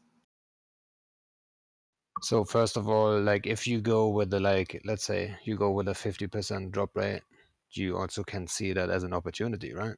So the argument is that, for example, goons have accumulated so much wealth that they cannot be beaten. But how are you gonna ever beat them if they cannot lose their stuff, right? So you need that. It's essential to even have a chance of catching up ever, right? For anyone. I So completely agree, but the question is like, is this focusing on citadels and time zone tanking and asset safety? Is it all there is to creating capital wars? I suspect no. that capital wars won't happen even after that unless you address that unevenness. Well, I think there's a shit ton of problems that we need to fix, like at the same time, hopefully. Right? Citadels is on top of my list for sure. Like I'm not sure what other stuff you guys got on the list, but I think Citadels is very much on the top, and it starts with like daily content, just with small scale people roam around. Right? Just pick up activity. If you've got activity in your space, then you're mining less. Like there's a lot of like stuff, and then it goes to capital warfare, of course. yeah, citadels are not designed to be killed by subs, right? Like keepsters are not, at least, and I think it's another problem, right? Because the defender has the big advantage if you, especially on a keepster. I think So there's always been a disparity in EVE Online between sizes of groups, right? Like there's always been for as long as I've been playing, there's always been this group that seems too big to fall down, too big to beat by conventional means, and yet people. I mean, it still took a long time, but people fought them. People banded together to fight them. People fought fringe fights. People fought over objectives. People fought over things, did surprise backstabs and stuff like that. Uh, in this game, obviously, everyone in EVE Online wants to win, and their version of winning, sometimes it involves going with the biggest group. Sometimes it involves going with a smaller group, as the David trying to defeat the Goliath. And in that scenario, even if you're a small guy, you swing and you miss once, you still feel like you won because you took a swing at like the biggest guy.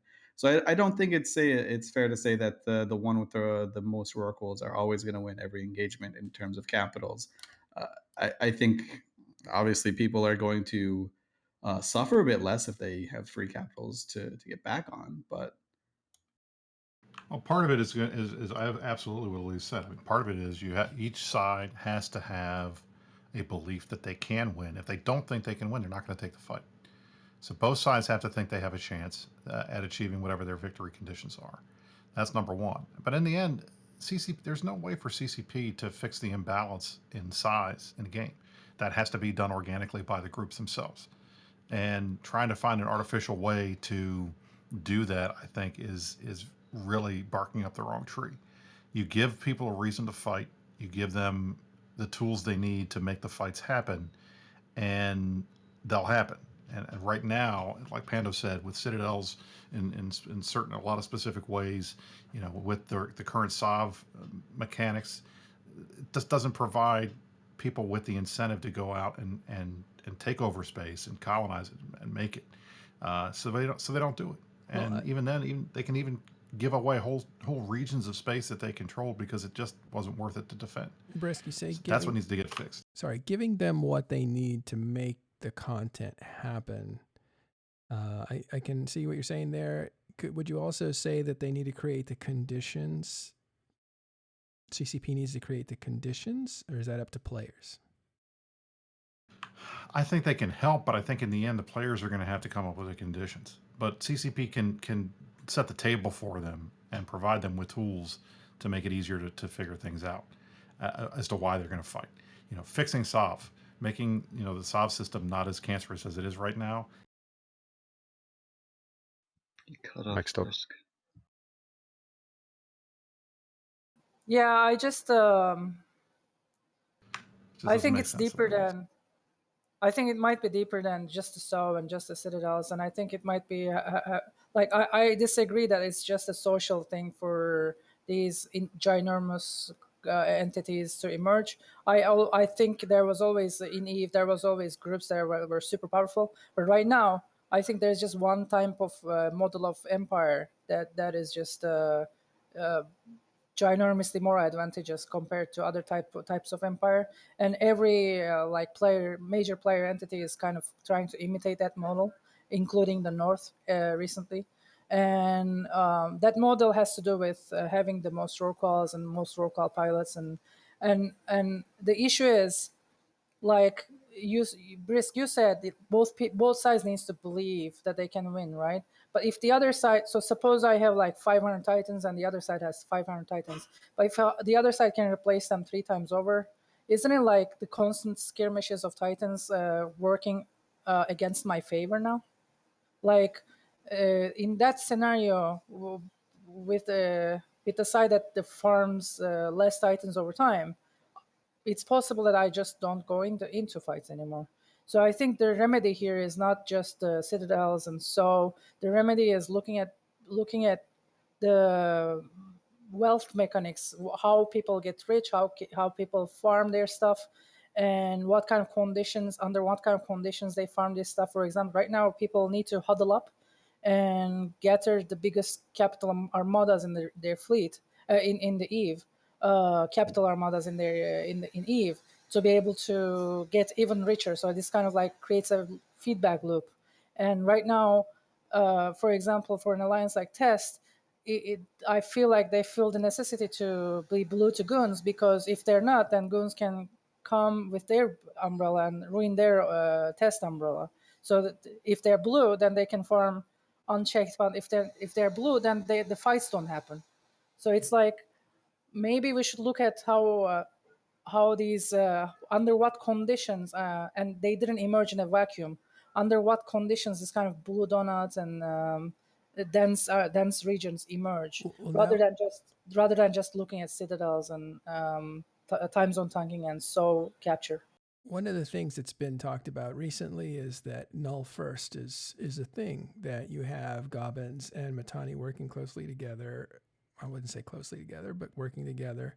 I don't know who else is in null first, but we assume other leaders, maybe like Vince Draken or Headliner or Elo Knight, maybe. Are you in there, Elo Knight? Let us know when you get back. So if null first is kind of bluing each other in order to make money or extract money from Highsec, does that reduce incentives to actually go to war with one another for whatever reason? I don't think so. I mean, we do have the last time there was like a New World agreement Order. similar to that. It was called like the Bot Lord Accords, right? It's where we kind of all agreed not to attack each other's renters. BTACR happened like during that group, right, or during that agreement. That's true. Good point. And you also have like big fights, even when OTEC was going on. You also had like similarly big fights, and you had drama over which is technically an OTEC moon and which is technically not an OTEC moon, and stuff like that, and people creating fights in that regard. So I don't know. The idea that I see tossed around a lot is that EVE Online will only have wars when there's vitriol involved, which I completely disagree with. Everyone's like, oh, these Nullsec guys, they're all friends now. They all have Discord groups and Skype channels and stuff, so there'll never be a war. That's not the reason, right? It's not because I've talked to these guys in a EVE meet or something like that. It just, people like to shoot stuff sometimes, and they don't like to shoot stuff. Well, when it's too much effort to shoot something, then why are you going to? Like, no amount of It's not feeling the is going to effort, change that. right? It's the reward that's the problem, really. Like people go to extreme lengths if the reward is right. Which is why goons and Test are neutral right now. Otherwise, they wouldn't be. If there wasn't money involved, there wouldn't be a reason for us to be aligned with Test. They'd be a strategic opponent rather than a friend. But there's a ton of money to be made in Highsec, so we're friends. If that changes, then it'll change back. I think to Omega's point about the empires and why everybody turtles up. I mean, I think it's obvious. Goons had an experience. You cannot take over all the territory in this game. You do that, you overextend yourself, and you get picked to pieces. Bob tried it, they failed. Other groups have tried it, they failed. So you pick a region, you fortify it, and there's your base of operation. That's that model that works. So that's why they do it. How do you break that up? You don't. You really can't, unless you're going to try to start doing fundamental things to screw over empire building in general. You're not gonna fix that, because that meta has been determined and it works. So that's why it is the way it is. But I don't think there's a reason why you can't get fights between the big groups. And even when we try to do fights within the big groups, if there's nothing to fight over, then it's easier for one of the big groups to just rope a dope and leave, and not fight, and assume that eventually the other side is going to get overextended and tired, and they're not going to keep fighting. I think That's exactly what happened. I think Omeka's point eventually goes towards like the concept of Test shouldn't feel the need to be blue to goons in order to survive. I think he's saying is there needs to be some mechanic where that shouldn't be the case, or that doesn't necessarily need to be the case. And correct me if I'm wrong on that one. He actually had to step away, but we'll assume. But I think that's about what he was getting at, right? Mm-hmm. So. But I mean, I think that at least to that point, I don't think Test needs to be blue to goons to survive. I don't think any of the major groups need to be blue to each other to survive. I think they do that for strategic reasons that make sense at the time, like the current Highsec, market wars that goons and test are aligned in. I think that's why we're not out there actively fighting each other. Otherwise, we live on the same areas. We like to go running through their space. They run through ours. They go kill our work walls. We go kill theirs. We just don't do any soft stuff. But I mean, that doesn't mean that's going to change. That's not going to change. Yeah, I Same don't between disagree at the other all. groups. I So think if Test actually believed that their only need to survive would be to join goons, I think, or to always be friends with goons, I think their members would just leave and join goons. Because like, what's the point, right? Right, exactly. If as an alliance you're too scared to exist without being friends with someone, then might as well just join the other guy. All right. So, do you think it's the pressures of the game as they were before Chaos era that groups would grow? Like, were the dynamics and the mechanics favoring empire building, and has that changed with the Chaos era? I'll go out and say for sure the dynamics for the last 3 years have favored the empire builder without a doubt. Like there's like if you look at and I use this metaphor a lot of a pendulum between attackers and defenders and like farmers and hunters. The pendulum has been shoved up against the left hand side, which is that of like the empire builder, the farmer, the defender, for so long, right? That the best way to play is the Imperium's way to play, which is just to keep building and building and building and utilizing that advantage and snowballing from there. Mm-hmm. With Chaos, I think the pendulum is like moving around a lot. Some days it feels like it's way more hunter focused, but then other days as it adapts, it feels more empire builder focused. But I don't know, like with the Sino change, I think, and CCB Rise mentioned this, and he actually had a bit of a slip up too, where he said one of these Oracle guys is just going to have an alt and a Pilgrim or a Widow or something, right? Like that's going to be the end game for the people with that. It's going to make it so we can't multi-box 4 Oracles. It's going to be 3 Oracles and a Widow that just sits cloaked above you.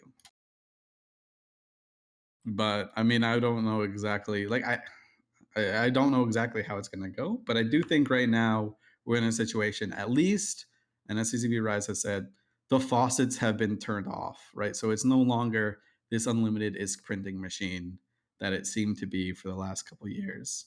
So that's a good thing, right? So we'll see exactly where it goes. It does feel more empire, more for the hunter now, but when the farmers stop farming, what's going to happen? That's going to be the big question. And I think, frankly, anybody that tells you they know exactly what's going to happen based on all these changes, I think is full of shit. I don't even think CCP knows. And I try to push Rise in the interview. What's the end goal? What do you think is going to happen here? And I think he was pretty honest when he said, "We don't know. We're not sure what all the So I think it's going to take a little while for this to fan out. But I will say this: I agree with Elise. The pendulum was all the way towards the Empire builders for a couple years now. I think right now it's all the way on the other side. I think it needs to be somewhere in the middle. But Blackout plus Sino changes that's a whole new world. And I think you're going to see. I think the response is going to be a lot of people stopping to doing the behavior that they did before, and that's not going to benefit anybody. And one thing that Hilmar did mention, sorry to bust in again, is that they did mention that they're making a lot of changes and they're not putting a lot of, I don't want to make it seem like they're not thinking about it, but they're not overanalyzing this. They're not trying to predict what the players are going to do. They have like some good thought experiments with what they think is going to happen. And then they just go for it just to see how the players react. Because previously they would like get a little bit bundled up trying to predict how the players would react, and then they'd invariably get it wrong because the players are really good at breaking shit. That's just something EVE Online is known for. So I do think they're just like, we have no idea what's going to happen. Let's see, and hopefully they keep good on their promise of iterating on it, which is something that we all wanted to see in a timely manner, right? And I think Rise kind of makes that point that, they were afraid to touch some certain systems because they're so fundamental to the way the game is constructed. They don't even know the repercussions that would happen, but now they're less afraid of that. And these things are on the table. He said everything's on the table, including asset safety and Nullsec. So it seems like they are doing thought experiments. Let's do this. And then they try to figure out what that does. Ashtarothi's with us. Are you there? Can't hear you for some reason. Yeah. There you go. Can you hear me? Yep. Yeah. So there's an expression in design that says you got to kill your darlings. When you build a thing, you have these like tent poles that you use to kind of be guiding posts. But then at a certain point, those can become restrictions. And so you have to test those assumptions. You got to be willing to kill your darlings in order to get to the final form of the design, as it were.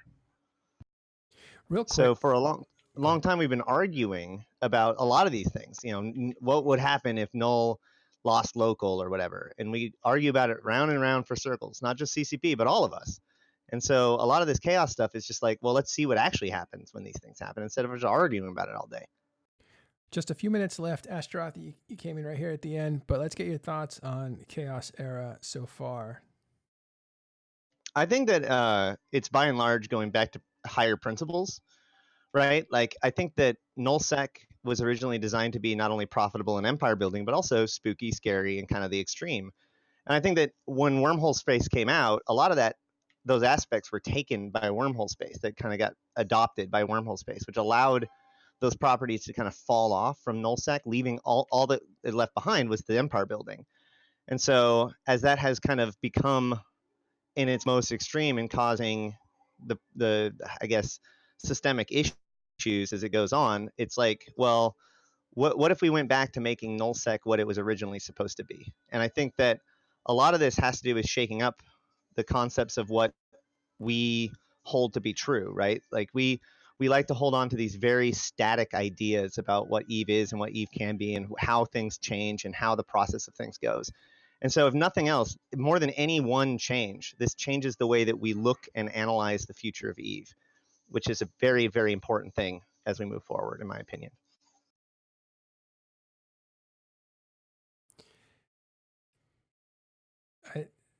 Okay, Ash, and one thing that you weren't around to answer earlier, but Rise said they're doing about 70% of their development for new players and getting them past the point of motivation, past the point of, am I motivated enough to try to learn this game? What do you think about that amount of resources going to new players?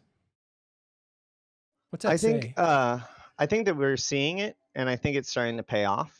I think it's more than just an MPE, right? Like, it can't just be, here's your blocks of text, now get out of here. It has to be scenarios and situations that allows the player to feel like they're gaining mastery over the game. Like, I sincerely believe that there'd be a lot more people that'd be interested in PvPing, would be interested in competing, if they felt like they were given the tools to feel like they're competitive.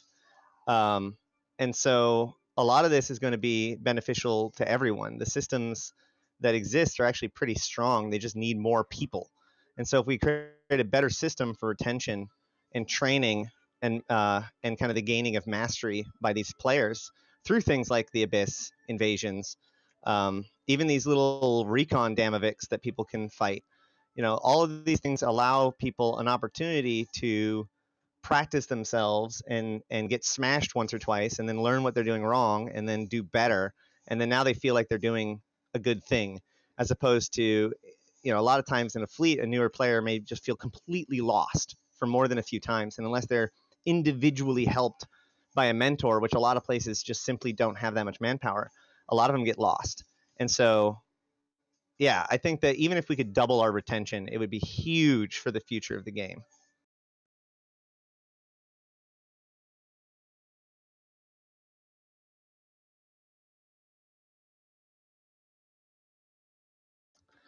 I think that it's very possible that these sign no changes are too constricting. I like the idea that CCP Rise has said about the fact that if there are problems, that they're going to fix it by increasing the rewards, not necessarily increasing or reducing the danger. I think that's the correct answer. I think that the risk versus reward in the game is off, because obviously the risk is not being a detriment to anyone. So if you can make it to the point where the risk is actually making people not want to do it, then the new question is, well, what reward can we put there to make it so that players still do want to try to do it? What makes it people want to compete in this new, harsher reality? And I think that's a much more interesting question. All right. had myself self-muted. Sorry about that, stream. I asked him a couple questions just to get him caught up. Did he think it went too far against Nullsec? What's he think about the new player development? Those kinds of questions. Okay, we're in the last 5 minutes. Anybody have any departing thoughts? Everybody said everything they needed to say? I think with all the changes that have come through, I think most of us can agree that it's been different, and different is good. And I think All right, you got cut off there at the end, but that's fine. I think it gives us something new to talk about every week, which is pretty awesome. Good for us. Me, at least. Yeah. Lux? I guess any act of creation requires an act of destruction, and that's the principle that Eve has always worked on. And when the fruit ripens, it rots. So they need to introduce change. Wow, that is seriously deep. Good stuff. Seraph, did you have something? I think the changes overall are good. I just think they've gone a bit towards, instead of fine tweaking it with a spanner or something, they've gone at it with a baseball bat a little bit in this time. So I think it's good. Let's see where it ends up. All right. And all the people that are out there, you guys are welcome to hang out and Talking in Stations during the week. We sit around in groups and talk about this sort of stuff all week long. Lux is actually one of the people who's been in there and always been very, very balanced. So I really appreciate that. Even though he is from Goon Swarm and has changed here and there, he always seems to have an interesting but very neutral perspective on it, very dispassionate, which I really enjoy. So thanks for hanging around, Lux. Yeah, thanks for having me. All right, and thanks everybody else for joining us. Appreciate all the input from Elise and Adam, who came by and was doing his lawn and taking a shower and still part of the conversation. Amazing dedication. Seraph and Caleb, of course. Everybody that came in, thank you guys very much. Really interesting stuff. Both listening to this and actually reading it on Discord was really good. And thanks to you audience members for coming around. Thanks for watching the Rise interview and this town hall that we had afterwards. Okay, that's all we have time for. We will see you next time on Talking in Stations.